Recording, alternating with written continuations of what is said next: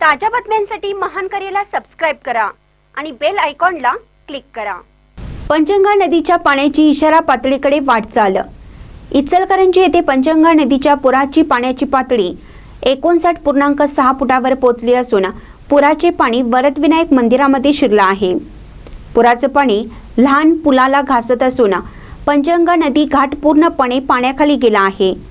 स्मशानभूमीतील दशक्रिया मंडपात पाणी शिरले असून बैठक व्यवस्थाही पाण्याखाली गेली आहे।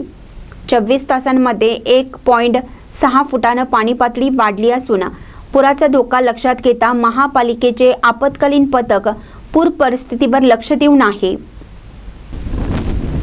धरण क्षेत्र व कोल्हापूर जिल्ह्यामध्ये सर्वत्र पावसाने धुमाकूळ घातला असून सर्वत्र जनजीवन विस्कळीत होत आहे।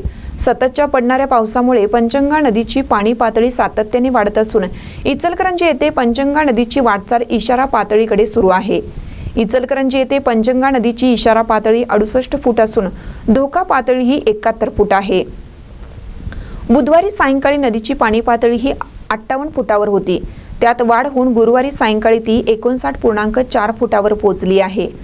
सध्या पंचगंगा नदीचे पाणी पातळीत वाढ होऊन त्यामुळे भाविकांसाठी मंदिरातील प्रवेश बंद करण्यात आला आहे, तर स्मशानभूमीमध्ये वाहनतळ व मैताच्या अंत्यविधीवेळी नातेवाईकांना बसण्यासाठी केलेली आसन व्यवस्थाही पाण्याखाली गेली आहे।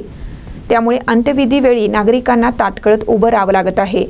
दशक्रिया करण्यासाठी उभारण्यात आलेल्या मंडपामध्ये पाणी शिरल्याने त्या ठिकाणी दशक्रिया विधी बंद झाले आहेत। खबरदारीचा उपाय म्हणून आपत्कालीन पथके तैनात केली आहेत। पूर परिस्थितीमध्ये नागरिकांना स्थलांतर करणारी यंत्रणाही कार्यरत केली आहे।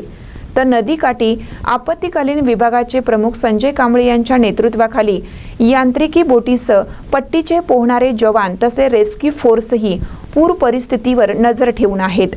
महानकर न्यूजसाठी इचलकरंजीहून प्रवीण पवार।